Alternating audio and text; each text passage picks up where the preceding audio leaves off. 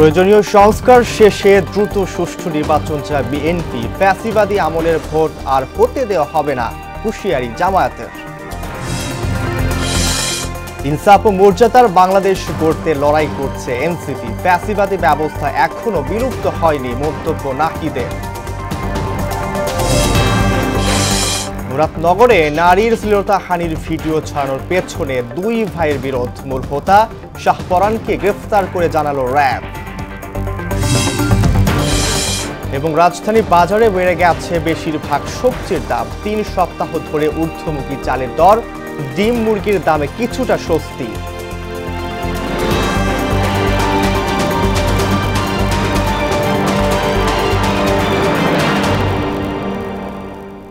আসসালামু আলাইকুম, সবাইকে বহন সংবাদে স্বাগত। শুনছিলেন শিরোনাম, সঙ্গে আছে আমি আব্দুর রফ।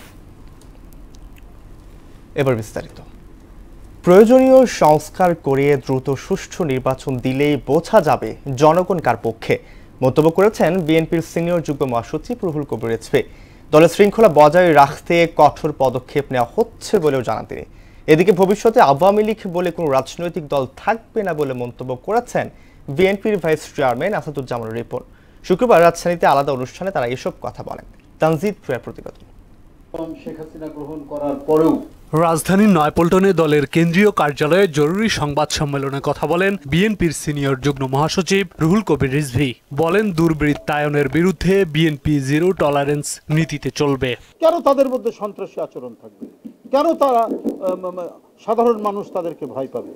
বিএনপি এই ব্যাপারে একেবারেই আপোষহীন, একেবারে জিরো টলারেন্স। যারা গণতন্ত্রের নামে স্বৈরাচারী দৃষ্টিভঙ্গি চাপিয়ে দিতে চায়, জনগণ তাদের উদ্দেশ্য বুঝে ফেলেছে বলে মন্তব্য করেন রুহুল কবির রিজভী। সাধারণ মানুষ যাকেই ভোট দিবে তারাই নির্বাচিত হবে, কিন্তু আপনারা ফলাফলটা দেখবেন যে আমাদের যে পদক্ষেপগুলো, আমরা যে সাংগঠনিক ব্যবস্থাগুলোর কারণে জনগণ আমাদেরকে কিভাবে গ্রহণ করছে সেটা আপনারা তখনই দেখতে পাবেন। সংবিধান হচ্ছে একটি জাতির আত্মজীবনী।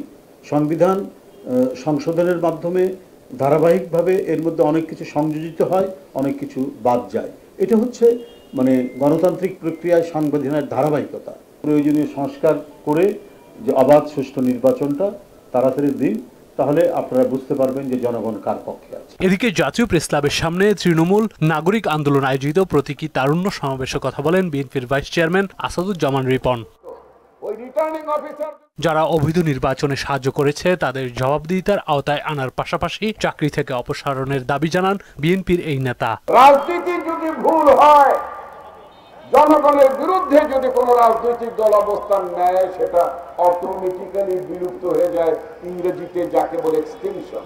আওয়ামী লীগ ভুল রাজনীতি করেছে, আওয়ামী লীগ মানবতার বিরুদ্ধে অপরাধ করেছে, গণতন্ত্র হত্যা করেছে, লুটপাট করেছে, জনগণের বিপক্ষে অবস্থান নিয়েছে, বাংলাদেশ রাষ্ট্রের বিরুদ্ধে অবস্থান নিয়েছে আওয়ামী লীগ। আওয়ামী লীগের রাজনীতি নিষিদ্ধ করা না করার উপর নির্ভর করবে না বলেও মন্তব্য করেন তিনি।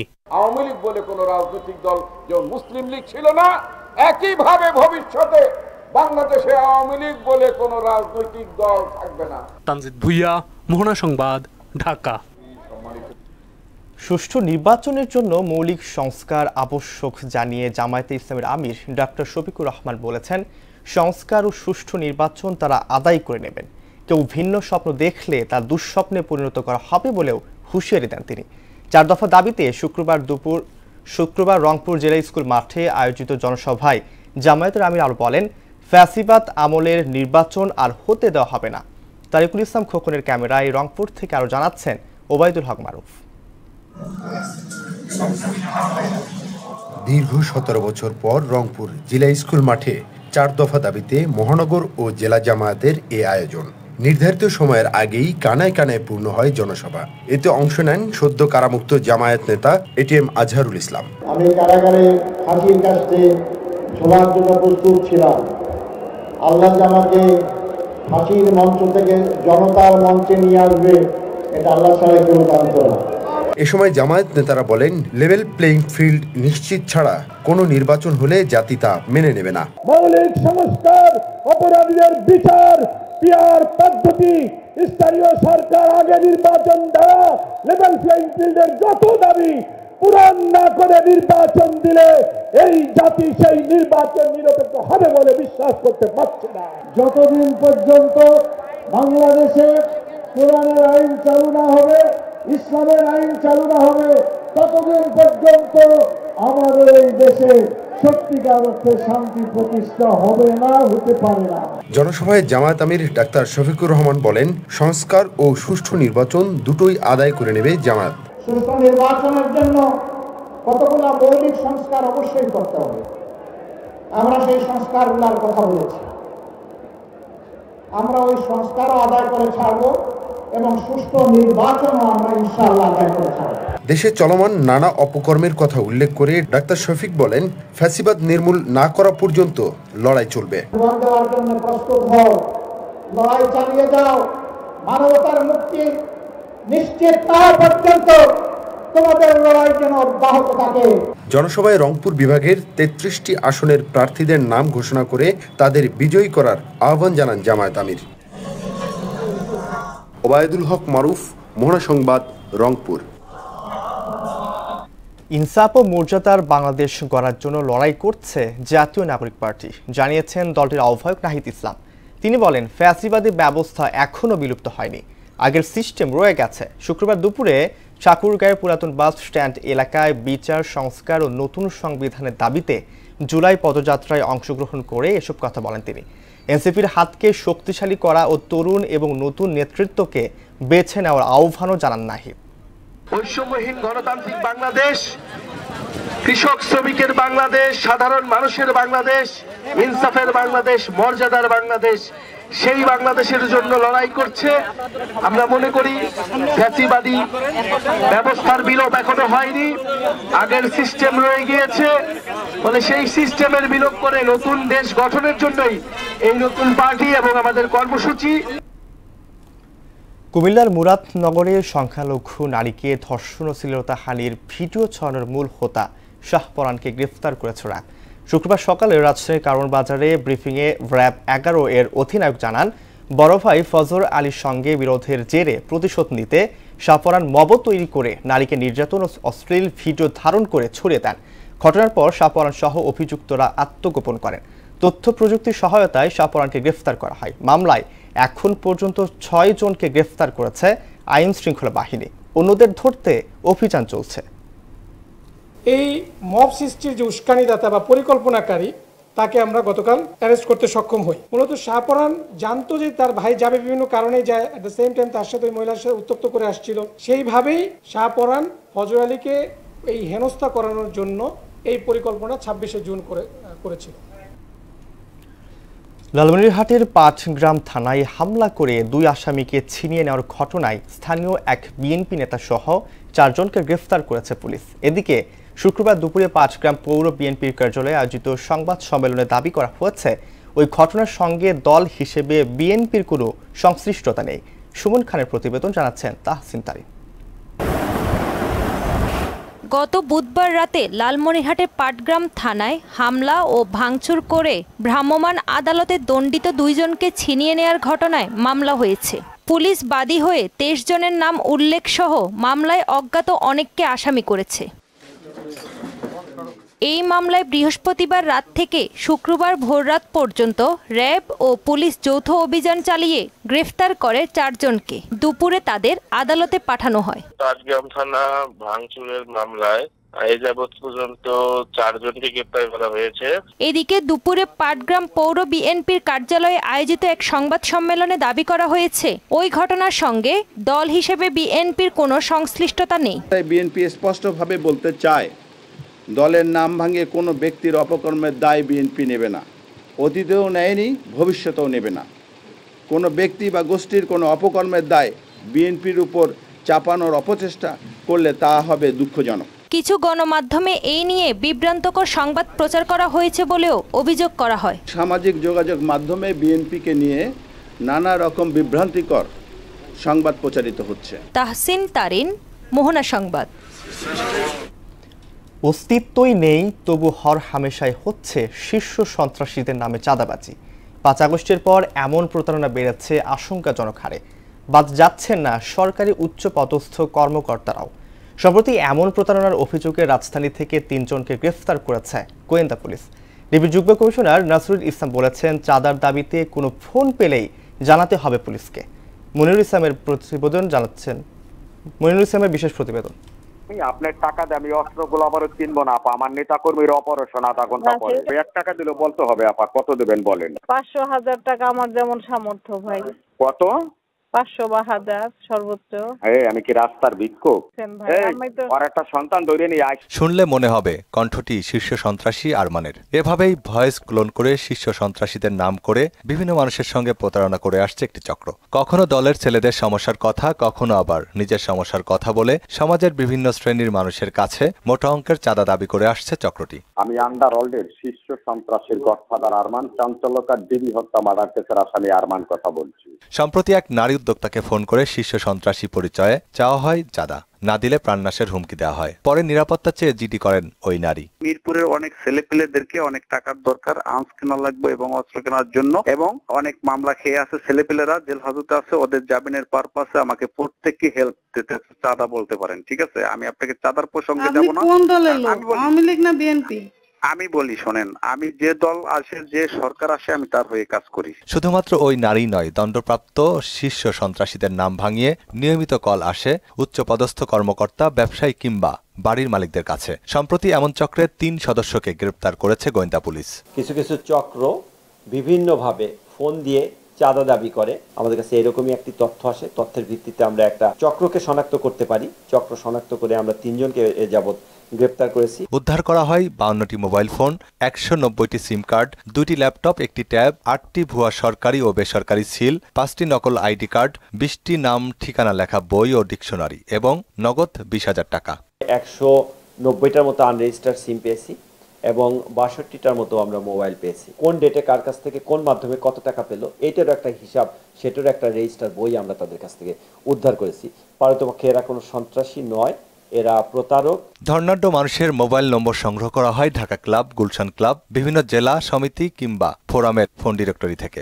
মেম্বার ডিরেক্টরেটের ভিতরে ডিটেইল সেখানে আপনার মোবাইল নাম্বার, তার পরিচয় এগুলো আছে। ওইটা দেখে তারা এরকমভাবে টার্গেট করে সেখানে ফোন দেয়। ফোন দিয়ে তারা এই গল্প কাহিনী এবং ভয় ভীতি প্রদর্শন করে তারা চাঁদাটা দাবি করে। তবে এ ধরনের ফোন কলে আতঙ্কিত না হয়ে আইনের দ্বারস্থ হওয়ার পরামর্শ দিলেন ডিবির যুগ্ম কমিশনার নাসিরুল ইসলাম। মোবাইল ফোনে হুমকি ধামকি দিয়ে শীর্ষ সন্ত্রাসীর নাম ভাঙিয়ে চাঁদা দাবি করে, তাহলে সেক্ষেত্রে আপনারা সাথে সাথে সংশ্লিষ্ট থানা পুলিশকে অবহিত করুন, আমাদের ডিবি পুলিশকে অবহিত করুন, কোন নাম্বার থেকে ফোন এসেছে নাম্বারটি আমাদেরকে দিয়ে সহায়তা করুন।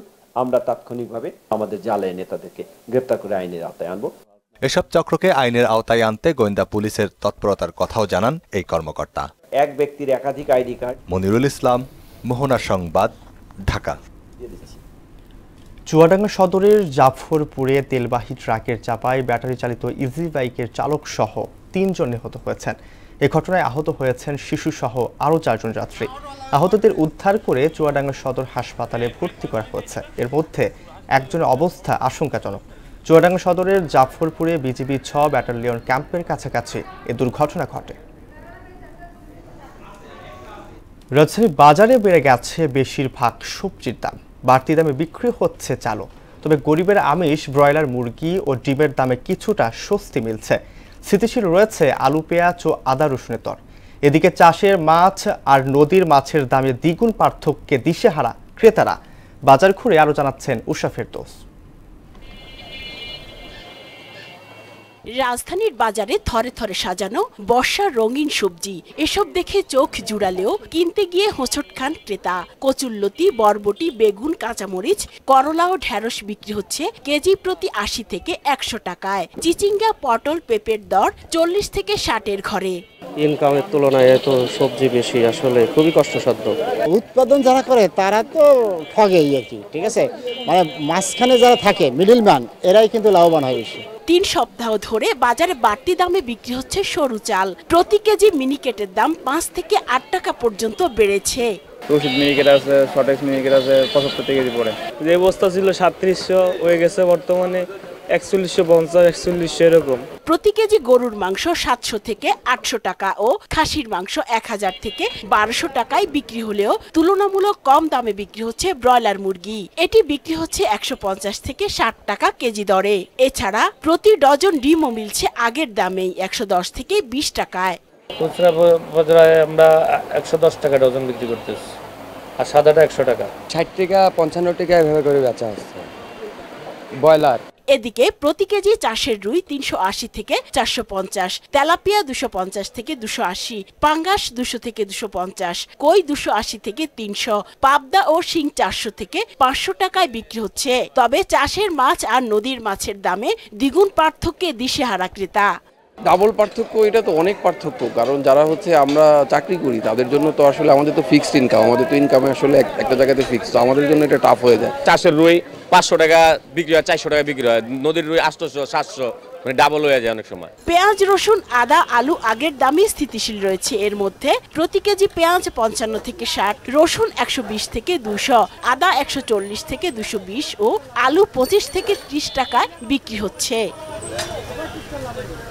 উষা ফেরদৌস, মোহনা সংবাদ, ঢাকা। প্রায় 6 ঘন্টা পর খুলনার সঙ্গে সারা দেশের রেল যোগাযোগ শুরু হয়েছে। শুক্রবার বিকেলে চুয়াডাঙ্গার জীবননগর উপজেলার উথুলি রেল স্টেশনের কাছে একটি মালবাহী ট্রেনের গার্ড ব্রেক লাইনচ্যুত হলে খুলনার সাথে রেল যোগাযোগ বিচ্ছিন্ন হয়ে যায়। পরে ঈশ্বরদী রেল স্টেশন থেকে উদ্ধারকারী ট্রেন এসে লাইনচ্যুত রেল গার্ডটি উদ্ধার করে। ব্র্যাক ব্যাংক সমকাল সাহিত্য পুরস্কারের ত্রয়োদশ আসরে আজীবন সম্মাননা পেলেন প্রখ্যাত প্রাবন্ধিক হাসনাত আব্দুল হাই। পাশাপাশি এবার 3 ক্যাটাগরির পুরস্কার জিতেছেন আমিনুল ইসলাম ভুইয়া, ধ্রুব এশ এবং তরুণ লেখক উম্মে ফারহানা। শুক্রবার সন্ধ্যায় রাজধানীর একটি হোটেলে বর্ণাঢ্য আয়োজনের মাধ্যমে বিজয়ীদের হাতে পুরস্কার তুলে দেন বাংলা একাডেমির সভাপতি অধ্যাপক আবুল কাশেম ফজলুল হক। এ সময় অন্যান্যদের মধ্যে আরও উপস্থিত ছিলেন হামিম গ্রুপের ব্যবস্থাপনা পরিচালক একে আজাদ, ব্র্যাক ব্যাংকের vice chairperson Faruque Moinuddin Ahmed, deputy managing director M Masud Rana সহ বিশিষ্টজনেরা। দক্ষিণাঞ্চলে ভয়াবহ আকারে ছড়িয়ে পড়েছে ডেঙ্গু। চলতি বছরের শুরু থেকে এ পর্যন্ত এতে আক্রান্ত হয়ে বিভিন্ন হাসপাতালে ভর্তি হয়েছে প্রায় 2,500 মানুষ। এবার গ্রামাঞ্চলেও বেড়েছে ডেঙ্গুর প্রকোপ। আক্রান্ত রোগীদের সেবা দিতে হিমশিম খাচ্ছেন চিকিৎসকরা। স্বল্প সামর্থ্যের মধ্যেও যথাসম্ভব চিকিৎসা দেওয়া হচ্ছে বলে জানালেন বিভাগীয় স্বাস্থ্য পরিচালক। বরিশাল থেকে তুহিন হোসেনের প্রতিবেদন, জানাচ্ছেন তাহসিন তারিন। বরিশাল সদরে চরবাড়িয়া, কাশীপুরের ইউনিয়ন সহ প্রায় সব এলাকাতেই বাড়ছে ডেঙ্গুর ভয়াবহতা। মশার যন্ত্রণায় দিনের বেলাতেও মশারি টানিয়ে রাখতে হয়। ইউনিয়ন পর্যায়ে ডেঙ্গু মোকাবেলায় সচেতন করা ছাড়া তেমন কোনো কার্যকর পদক্ষেপ নেওয়া হচ্ছে না। এই অবস্থায় আতঙ্কে বাসিন্দারা। দিনে কয়েল জ্বালাই রাখি এবং রাত্রেও কয়েল জ্বালাইয়া রাখি এবং মশারি টানাই ঘুমাই, কিন্তু গ্রামে তো কোনো পদক্ষেপ নেওয়া হয় না এবং গ্রামের লোক তো অনেক আক্রান্ত হইতে আছে। দেখা যায় যে শহর কেন্দ্রিক যেরকম মশা নিধন ব্যবস্থা আছে, ইউনিয়ন পর্যায়ে বা গ্রাম পর্যায়ে মশা নিধনের কোনো ব্যবস্থা নেই। আমরা ডেঙ্গু সম্পর্কে কিচ্ছুই জানি না। জ্বর হইলে উপজেলায় যাই, আমরা কোনো সেবা পাইতেছি। ইউনিয়ন পর্যায়ে সচেতনতামূলক কার্যক্রম চালানো হলেও পরীক্ষা এবং উন্নত চিকিৎসা নিতে যেতে হচ্ছে শেরেবাংলা মেডিকেল কলেজ হাসপাতালে। জ্বর, মাথা ব্যথা, শরীর ব্যথা, চোখ লাল এগুলো থাকে, সেক্ষেত্রে আমরা সেই রোগীদের রেফার করি যে আপনারা সদর হাসপাতালে যান। সচেতনতার জন্য আমরা রোগীদেরকে বলি বাড়ির আঙিনা পরিষ্কার রাখার জন্য, কোথাও যেন পানি জমা না থাকে, মশারি টানানোর জন্য, কয়েল জ্বালানোর জন্য। সাধারণ মানুষের মধ্যে সচেতনতার ঘাটতি রয়েছে, যার কারণে প্রতিনিয়তই বাড়ছে ডেঙ্গু আক্রান্তের সংখ্যা। ডেঙ্গু মশার ব্যাপারে আমাদের কোনো ইউনিয়নে কোনো সরকার আজ পর্যন্ত আমরা কোনো পাই নাই, সাহায্য সহযোগী ওষুধ পানি এগুলো আমরা কিছু পাই নাই। যদি আমাদের সরকার দেয় তাহলে আমরা ইউনিয়ন পর্যায়ে থেকে আমরা এটা চেষ্টা করব। উপজেলা ও বিভাগীয় পর্যায়ে স্বাস্থ্য বিভাগে আক্রান্ত রোগীদের যথাসম্ভব চিকিৎসা সেবা দেওয়া হচ্ছে। কিছু কিছু হাসপাতালে খুব কম সংখ্যক চিকিৎসক কিন্তু রোগীদের চিকিৎসা দিচ্ছে, আর চিকিৎসা সামগ্রী তেমন কিছু প্রয়োজন হয় না, সেগুলো আমাদের যথেষ্ট পরিমাণে আছে। শুধু শহর নয়, গ্রাম অঞ্চলেও বাড়াতে হবে মশক নিধন কার্যক্রম ও সচেতনতা। তাহসিন তারিন, মোহনা সংবাদ। সুনামগঞ্জের দোয়ারা বাজারের আজমপুরে সুরমা নদীতে সেতু না থাকায় দুর্ভোগ পোয়াচ্ছে কয়েক লাখ মানুষ। লক্ষাধিক মানুষের যাতায়াতের একমাত্র ভরসা ফেরি। তাই দ্রুত সুরমা নদীতে একটি ব্রিজ নির্মাণের দাবি স্থানীয়দের। ব্রিজ নির্মাণের প্রস্তাবনা দেওয়া হয়েছে জানালেন সড়ক ও জনপথ বিভাগীয় নির্বাহী প্রকৌশলী কুলেন্দু শেখর দাসের প্রতিবেদন জানাচ্ছেন আফরিন পপি। সুনামগঞ্জের দোয়ারা বাজার সদরের আজমপুরস্থ সুরমা নদীতে ব্রিজ না থাকায় একটি ফেরি দিয়ে প্রতিদিন 20,000 যানবাহনে প্রায় লক্ষাধিক মানুষ যাতায়াত করে। এছাড়া দোয়ারা বাজার ও ছাতক উপজেলার কয়েক লাখ মানুষ একটি সেতুর অভাবে চরম দুর্ভোগ পোহাচ্ছে। ফেরি পারাপারের জন্য ঘাটে ঘন্টার পর ঘন্টা বসে থাকতে হয়। অসুস্থ রোগীকে জেলা সদর হাসপাতাল কিংবা সিলেটে নিয়ে যেতে পড়তে হয় নানান বিড়ম্বনায়। তাই একটি সেতু নির্মাণের দাবি নদী পাড়ের মানুষের। ছাতকও যায়, সিলেট যায়, সুনামগঞ্জও যায়, দোয়ারা বাজারও যায়।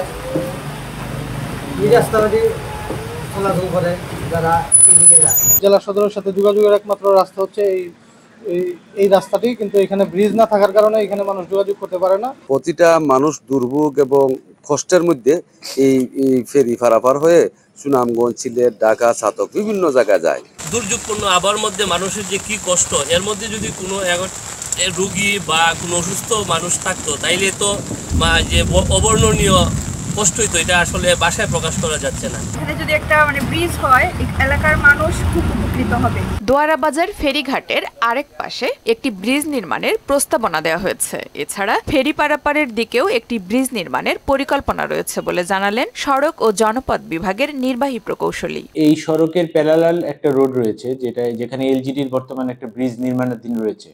তো ওই ব্রিজটা যখন চালু হয়ে যাবে তখন আমাদের ধারণা ম্যাক্সিমাম গাড়ি ঘোড়া ওদিক দিয়ে চলাফেরা করবে। তো সেক্ষেত্রে তখন হয়তো আর আমাদের ফেরিটির প্রয়োজন হবে না।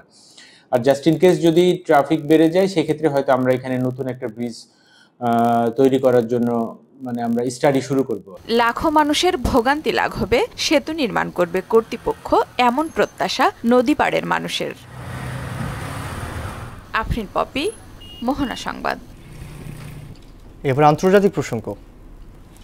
গাজা ইসরায়েলি হামলায় গত 24 ঘন্টায় প্রাণ গেছে আরও 118 ফিলিস্তিনি, আহত হয়েছে 5 শতাধিক।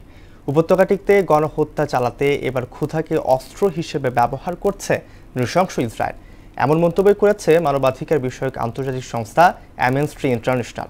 এদিকে জাতিসংঘ জানিয়েছে বর্তমানে গাজায় 85% এলাকা নিয়ন্ত্রণে নিয়েছে ইসরায়েলি সেনারা। কাজী শাহিনের ডেস্ক রিপোর্ট। মানবতা ভুলে নির্মমভাবে গাজায় হত্যাযজ্ঞ চালিয়েই যাচ্ছে নেতানিয়াহুর সেনারা। তাদের লাগাতার হামলায় গাজা এখন পরিণত হয়েছে একটি বিশাল কবরস্থানে। একের পর এক হামলায় গত 24 ঘন্টায় সেখানে নিহত হয়েছে আরও 118 জন, আহত হয়েছে আরও 5 শতাধিক মানুষ। এর মধ্যে বৃহস্পতিবার ভোর থেকে নিহত হয়েছেন 73 জন, যাদের মধ্যে 33 জন ত্রাণ কেন্দ্রে সহায়তা নিতে আসা সাধারণ মানুষ। এছাড়া দক্ষিণ গাজার আল মাওয়াসি এলাকায় একটি তাঁবুতে হামলায় 13 জন, গাজা শহরের পশ্চিমে মুস্তফা হাফেজ স্কুলে 16 জন নিহত হয়েছে। গাজার আশ্রয়কেন্দ্র, ঘরবাড়ি, বাজার ও খাদ্যের সন্ধানে থাকা সাধারণ মানুষকে টার্গেট করে হামলাগুলো চালানো হয়েছে বলে জানিয়েছে আল জাজিরা। এদিকে গাজায় গণহত্যা চালাতে খাদ্যকে অস্ত্র হিসেবে ব্যবহার করছে ইসরায়েল, এমন মন্তব্য করেছে যুক্তরাষ্ট্রভিত্তিক মানবাধিকার বিষয়ক আন্তর্জাতিক সংস্থা অ্যামনেস্টি ইন্টারন্যাশনাল। এছাড়া গাজায় শিশুদের পরিস্থিতি খুবই ভয়াবহ। টানা বোমাবর্ষণ, জোরপূর্বক বাস্তুচ্যুতি, খাদ্য, পানি ও ঔষধের সংকট সব মিলিয়ে মানবিক বিপর্যয় চরমে পৌঁছেছে বলে জানায় সংস্থাটি।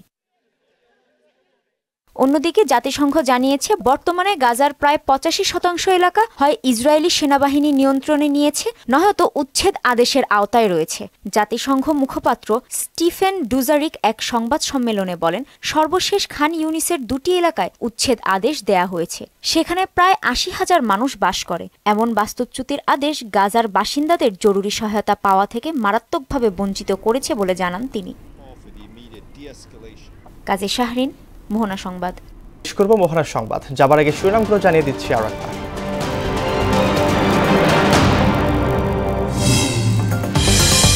প্রয়োজনীয় সংস্কার শেষে দ্রুত সুষ্ঠু নির্বাচন চায় বিএনপি। ফ্যাসিবাদী আমলের ভোট আর হতে দেওয়া হবে না, হুঁশিয়ারি জামায়াতের। ইনসাফ ও মর্যাদার বাংলাদেশ গড়তে লড়াই করছে এনসিপি। ফ্যাসিবাদী ব্যবস্থা এখনো বিলুপ্ত হয়নি, মন্তব্য নাহিদের। মুরাদনগরে নারীর শ্লীলতাহানির ভিডিও ছড়ানোর পেছনে দুই ভাইয়ের বিরোধ। মূল হোতা শাহপরানকে গ্রেফতার করে জানালো র্যাব। এবং রাজধানী বাজারে বেড়ে গেছে বেশিরভাগ সবজির দাম। 3 সপ্তাহ ধরে ঊর্ধ্বমুখী চালের দর, ডিম মুরগির দামে কিছুটা স্বস্তি।